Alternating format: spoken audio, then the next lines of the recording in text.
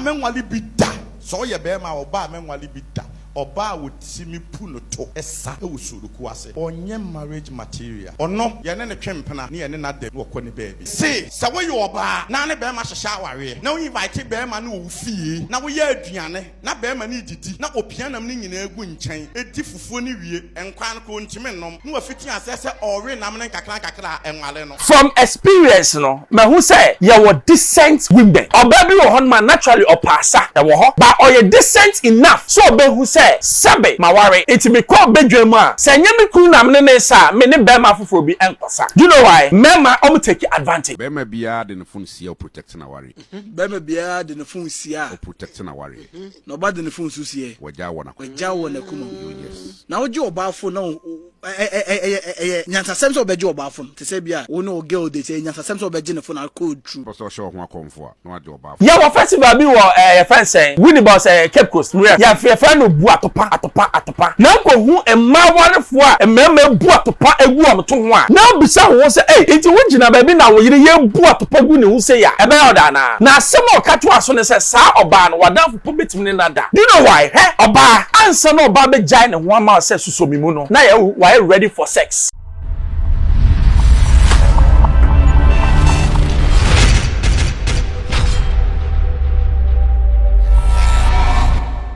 Xposed GH FM bro. Subscribe and share to somebody. No so nya ne ye can be.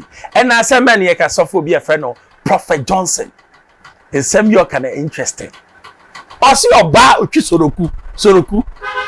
Uza mani bi kwa yase a wo month no ma hye omoto. Wo ba warefo na wo de ne to akomo obi na otwi. Wo se sa oba no. Enware ni bida. Asamo kan nyam yawo. Onyimi ni won ye kwati emra ye beto aso oba menwale bi da so ye be ma oba menwale bi da oba woti mi puno to esa e Soloku ase onye marriage material ono ye ne twempena ne ye ne na dabi na okoni baby ba se wo kopu obi abehihye fie ahwe wo ma ubetimetu kwan de wachi agya no a enwale wo ba wotimi ye ne to sei Soloku asema be mata ne to omu no ho wadan for kra betumi ne nada omu no ho enwale bi da wahu asam na nyam na mekai esofo ne kai hwa asam na oka no enu kra na nya no kre from experience no me hu say ye were decent women.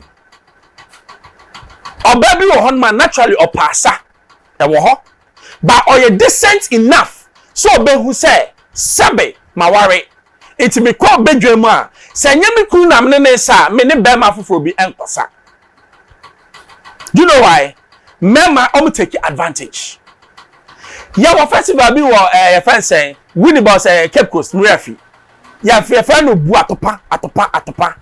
Na ko hu emma warefo a emmema bu atopa egu am to ho a. Na bisa ho say enti wo gina ba bi na wo yire ye bu atopa gu ne hu say ya. Ebe oda na. Na asemo ka to aso ne se sa oba no wadanfo po betim ne nada. Do you know why? Oba ansa no oba be jai ne ho ama se susomi mu no na why ready for sex. Number 2, na or you willing to give herself to you. Eti so komni ma ye twi no am I very sensitive. Eti be ma wonim where to hold. Ne nipple now de no sa fa ne sisi achi ba bi a obebode oboda asamato obansa mu twi Soloku na fe Soloku ne mu eden afa to ne ba eno na mo se be ma bi tai Soloku na chi sa be na ne be ma aye kakraka wonanim na ogina ho bas mu kura nkofo bi ya otai nto sa na ne be ma ewuhuru ne ma akoso oba de se we decent oba wu pekunu ese we decent na oba ya ware ko enti na ese he obi won mo hu was oba de ya ware no adenti no kasa so any ban bi a wo portray no na e show say wo ya ware wa na ya ware oye oba wa ware untimi behave to say obi a wo ware ye eso ja for kwase o ye nyina ye kobi ye to je string a so say mesu mi tobi eso ja for ko ye moto a wo so me si ukunu so nka say opeto eti wo your ba ware for a opate say you have to be distinct from obi on ware ye eno no oka oye no ansi wa say bema obeba wo fie na wa serve na aduane na obepia enam no ato chei na wadi aduane ni nyina no sa bema na nware onim akohoma yekoti ya do sombra say we you oba na ne bema hyehya aware na we invite bema na wo fie na wo ya aduane na bema ni didi na opianam ni nyina egu nkyɛn edi fufuo ni wie enkwan ko ntime nnom na wafiti asese ɔwe nam ne kakra enwale no me say akonhoma ka wo ntime mobi ɔno no efie na wo firi mu no ya nkyerɛ ne sɛ de ye bɔ akonhoma ewe nam enti onim nam krawe onim nkwai kra nom na obi a wo ntime nnom nkwai na adwene nyina ada so what haba na dey controversial suffer because me say by nature no me penam me hu na me bra me ntimi nidi etie bia be se be du ho no enam no do so foro so ti mapia ba ni o kan so me hear the other side wi ase se wo na wo yi sika ne de no aduane so se ne wudi no se wo ko so ne no ma wo a wudi nyina na wo dwen ho wo ya badwen ba enti no ba je ne se ni oyi chop money no oba renam ni nyina asi because owie a oni so renam no owie se oyi sika eto ho na ni ompa no ho asem no o se onam ni kwa de do so wo de ma me ba ko bi me wiwie na ore ba ko eno an je se nam no wo ma ne for ware ba ko tre no de amaw be controversial obi o one man naturally on penam obi o ko renam but em said the substance no a person can na say ewiasima ye wey se wo nso ya menware you need to be what financially secured to get married obi so abrabo de kakra wo buwa ka nkwafo to mom yiri wo de oto bia yechi work hard we are bema work hard earn money before you get married ultimate kan jam say o try this mienu na de akware enkwasi asem o try this mienu e fa nware because wouldn't be o worry na nkola bema ultimate to hwe biem 87 yes bema na se osi nsuoma sana waham oye bema mu a e ka se bema o ko se mama bibi o ti ase bema protects the family financially or provide it spiritually. He also guides them. That is the work of a man. Tiam se hona na sofo no eka na ye wie papa bi se friend na na waisa won so ka bibi o say eh oba wo hwe wo kunu fom no o pese wu aware no na mom be ma wo hwe wo kunu fom de o pe heartbreak ye go ti odon sombra be ma bia de no fun sia protect na ware bema bia de ne fun sia o protect na ware no ba de ne fun susie waja wona komam waja wona komam yes na oje obafo na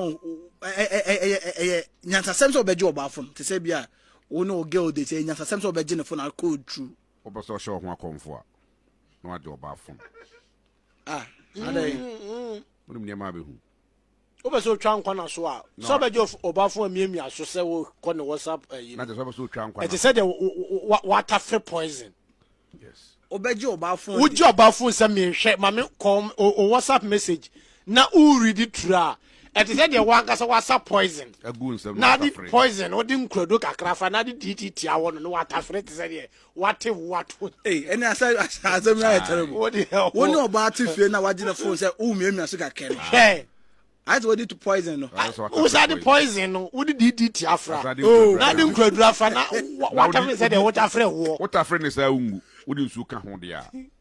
Ne wacha etu. Den na mani ehu sa. Na den nti na mani nyehu. Kasa na me de be kasa le. O kasa wo se obai na busuafo nyina nim se opia. O komiki ho. Ye na busuafo na dwen. Enye nim no munim. Okay. O mu ne susu sa. But ono oba na dwen mu de. Ono ani tiri mu no opio nim ba bi okọ. Okone nam ho wi a ansa na akomiki ho ya ye no nti se be ya be frena busa nse wadu fie ye nya video ko na mu se wudware wudidi no no de alupra to phone no so nipa we ye gene phone nipa de alupra kakraka we ye to no phone e da to ne phone ketua bi so se flight mode nipa we ye gene phone nti enya sasem se be ma beje oba phone ehun nim fa so oba bia ukunu ene wo da usu na kumasa fu achi a obeka no obekọ bonsam ti because the issue ne say ade ya wo ya obi se mi matimi agya wa wosimeja wa ya bi o enti asema okay oba ye na ma ne wo da usu ba maka so no beda the week or no beda 4 hours me de mintimi na se be ma ne say me mpesa wo be brenti me ma otu ma ko mo obi 3 wa bonte a wose me bu wafu akula so one night otimi je 3 akula yi so no one night enti ko say ma me for no mo ye pese me nkumi da me pese me nkumi e enviness and greediness yes enviness and then greediness ma be ma ne ko ba bi because so wusu dia waka cho ko say nyame ahira mpese me wade mienu no what dey be mpene why sir who are you to judge and where are you hey, are you here why sir let me see your hands handkerchief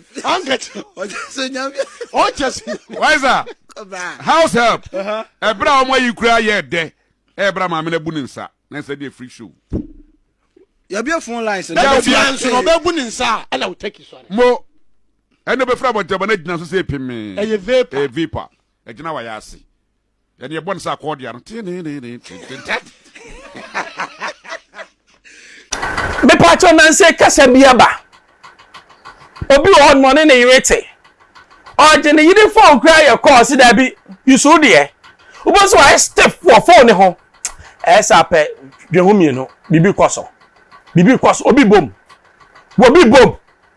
because when me as much as it's your personal phone Bible ne say honam mienu be baako enti e bom a me de ye wo de a wo so de ye what me de anything na Bible ne po say emfa wo ho enkame mo yonko ho mo ware a